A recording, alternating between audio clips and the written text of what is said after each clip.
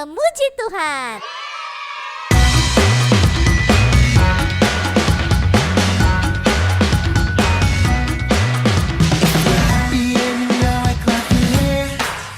If you're happy and you know it, clap your hands.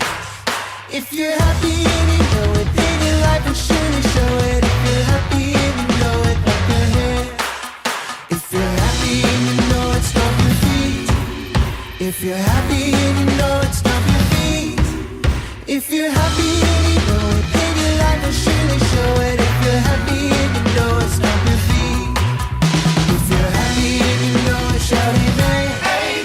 If you're happy and you know it, shout amen. Amen. If you're happy and you know it, then your life will surely show it. If you're happy and you know it, shout amen. Amen. If you're happy and you know it, 2 or 3.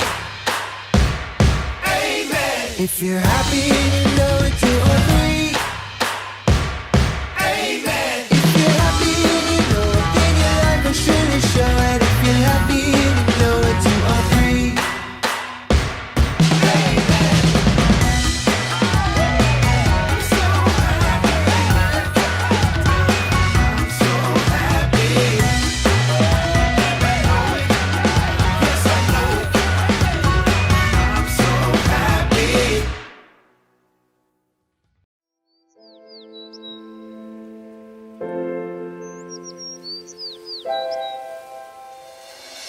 Jesus loves me, this I know, for the Bible tells me so. Little ones to Him belong. They are weak, but He is strong. Yes, Jesus loves me. Yes, Jesus loves me. Yes, Jesus loves me. The Bible tells me so. Jesus loves me, He who died, heaven's gate to open wide.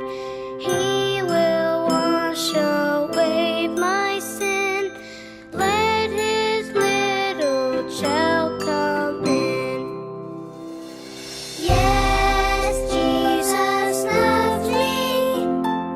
Yes, Jesus loves me. Yes, Jesus loves me. The Bible tells me so. Yes, Jesus loves me. Yes, Jesus loves me. Yes, Jesus loves me. The Bible tells me so. The Bible tells me so.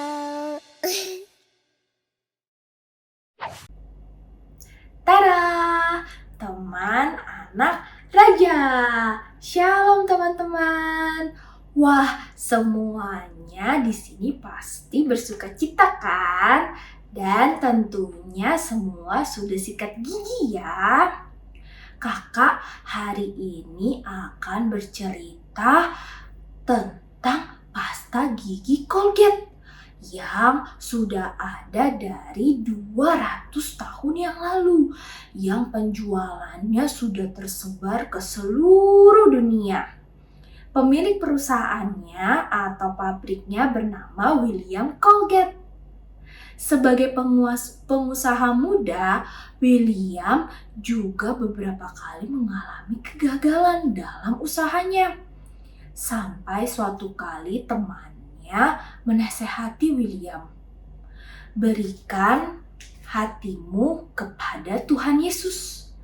Buatlah sebuah pasta gigi atau sabun dengan jujur. Berikan persembahan dengan jujur juga. Maka kamu akan menjadi pembuat sabun yang terkenal." Lalu William belajar Alkitab. Dan William tertarik serta berjanji untuk mengikuti nazar atau janji Yakub. yaitu memberikan 1/10 dari segala yang ia dapat untuk Tuhan. Karena Tuhan yang menyertai, melindungi, dan memberkatinya. William Colgate menyerahkan hati, mimpi, dan semua pekerjaannya kepada Tuhan. Dan mujizat terjadi. Dalam waktu 6 bulan, William dapat membuat produk-produk baru, berbagai jenis sabun, termasuk pasta gigi. Meskipun William sangat sibuk, ia tetap setia berdoa, membaca firman Tuhan, dan mempunyai waktu-waktu pribadi bersama Tuhan. Colgate sukses karena mengikuti prinsip Alkitab. Ia memberi persembahan sulung, yaitu penghasilan pertamanya untuk Tuhan, dan memberikan 1/10 atau 10% dari setiap penghasilannya untuk Tuhan. Tidak lama kemudian, perusahaan William Colgate menjadi salah satu perusahaan ternama di New York, dan perusahaannya berkembang dan berhasil loh adik-adik. William Colgate aktif juga dalam kegiatan sosial yang diadakan di gerejanya. Ia juga menyumbangkan banyak dana untuk lembaga pendidikan sehingga timbullah Colgate Universitas. Dan William Colgate juga aktif dalam mengelola lembaga Alkitab yang menerjemahkan Alkitab ke berbagai bahasa, lalu menerbitkan dan menyalurkannya ke seluruh dunia. Kemudian, William Colgate juga meningkatkan pemberiannya untuk Tuhan dari yang semula 10% ya adik-adik menjadi 20%, lalu 30%. William Colgate terus berkomitmen dan berjanji untuk memberi, dan perusahaannya diberkati dan terus berkembang adik-adik. Sekarang cabang perusahaan dari William Colgate sudah ada di 221 negara di seluruh dunia.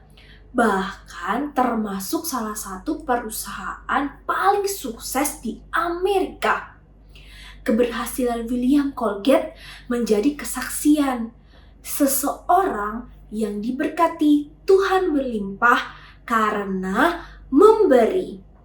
Adik-adik, banyak orang yang sulit sekali untuk memberi. Apa sih rahasianya William Colgate sehingga ia bisa memberi banyak kepada Tuhan? Rahasianya karena terlebih dahulu William Colgate menyerahkan seluruh hatinya dengan sungguh-sungguh kepada Tuhan, sehingga William Colgate sangat menyadari bahwa semua yang ia miliki adalah dari Tuhan dan milik Tuhan. Ia hanya sebagai pengelola milik Tuhan yang bertanggung jawab. Mungkin ada yang berpikir, kalau gitu kita kasih aja banyak-banyak untuk Tuhan, supaya kita juga diberkati banyak oleh Tuhan. Adik-adik, ingat, kita jangan nyogok Tuhan ya. Tuhan tahu dan melihat motivasi atau tujuan hati kita loh. Jadi seharusnya kita mulai belajar menjadi anak yang suka memberi, bukan untuk menuntut berkat dari Tuhan, tetapi kita mau memberi karena mengasihi Tuhan Yesus yang sudah memberikan nyawanya untuk kita semua. Kita mau memberi karena kita menyadari semua yang kita miliki adalah berkat dan milik Tuhan. I orang Amerika. Kalau kasih persembahan, give to God, I buat garis di lantai, lalu I lempar uang ke atas, uang yang jatuh di batas kiri, for me, untuk saya. Uang yang jatuh di batas kanan, for God, milik Tuhan. Kasih persembahan ke gereja. Aku wong Jawa, orang Indonesia. Kalau kasih persembahan, saya buat garis bentuk lingkaran yang disebut lingkaran kasih. Nah, uangnya saya lempar ke atas. Yang jatuh di lingkaran itu untuk Tuhan, untuk gereja. Lainnya punya saya. Haiya, kalian kok susah-susah buat garis ini itu. Owe sih yang gampang-gampang aja. Owe lempar banyak-banyak uangnya ke atas. Yang jatuh ke bawah milik Owe lah. Artinya Tuhan gak terima. Terus uang yang tertinggal di atas itu baru milik Tuhan. Haiya. Uh-oh, that's not good. Itu curang. Sampean iki piye? Semua barang berat kalau dilempar ke atas pasti akan jatuh kembali ke bumi.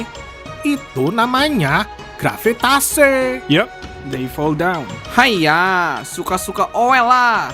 Adik-adik, berapapun yang kita persembahkan untuk Tuhan harus dengan hati yang tulus. Berilah dengan sukacita.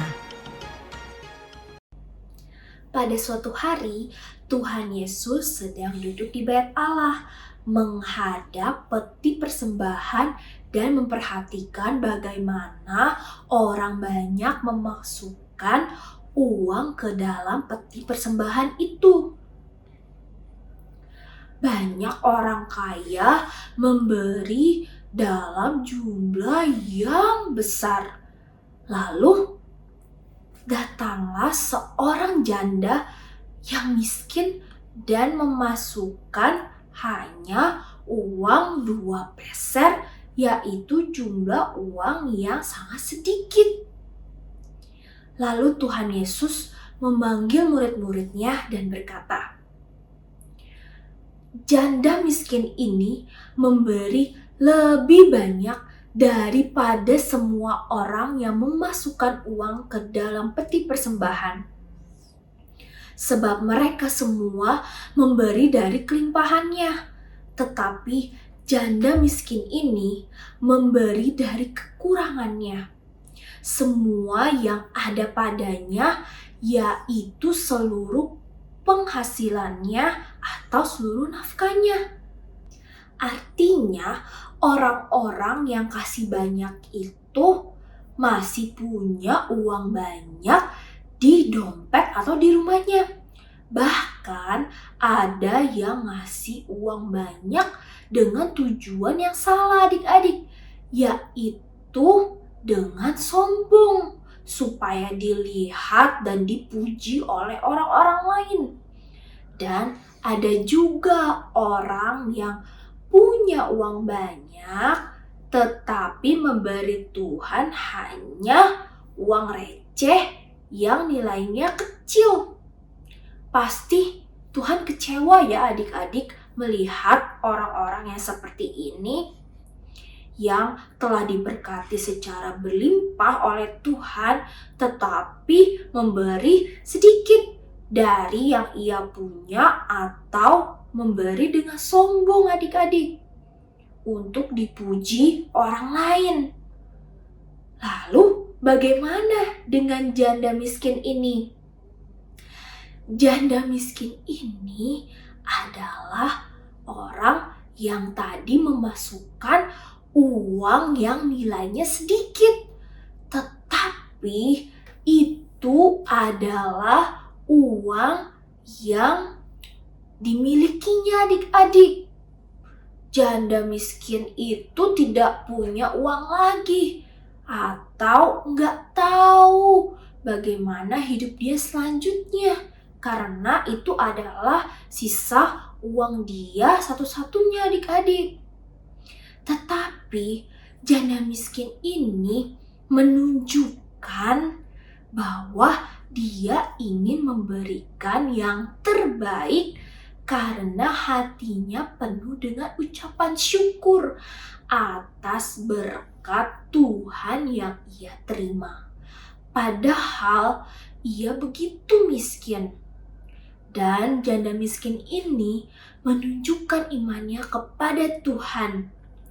Bahwa Tuhan tidak akan membiarkan hidupnya kelaparan.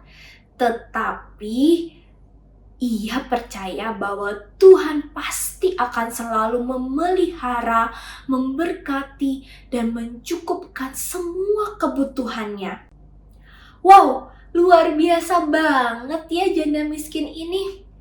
Pasti Tuhan Yesus senang dengan persembahan 2 keping uang receh dari janda miskin yang tadi. Yang mempersembahkan persembahannya dengan hati bersyukur dan iman yang teguh. Jadi, Tuhan tidak melihat nilai uangnya, tetapi Tuhan lebih melihat sikap hati pemberinya adik-adik. Tuhan juga tidak pernah menuntut dari apa yang kita tidak punya. Jadi adik-adik jangan minder atau gak percaya diri karena persembahan kita nominalnya hanya sedikit. Sebaliknya, jangan sombong kalau kita bisa memberi dalam jumlah yang banyak. Apa yang kita persembahkan untuk Tuhan tidak selalu dalam bentuk uang loh adik-adik. Ada orang yang memberi banyak uangnya, tetapi ada juga orang yang bisa memberi banyak dalam bentuk waktu dan tenaganya untuk Tuhan. Dia menggunakan waktunya dan tenaganya untuk melayani Tuhan Yesus.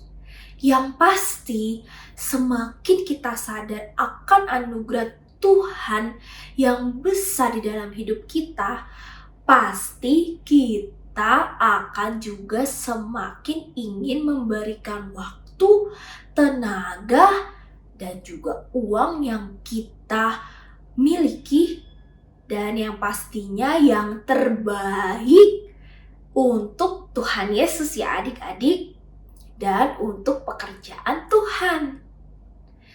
Dan satu lagi, di dalam Alkitab diajarkan, di dalam 2 Korintus 9 ayat 7. Hendaklah masing-masing memberi menurut kerelaan hatinya.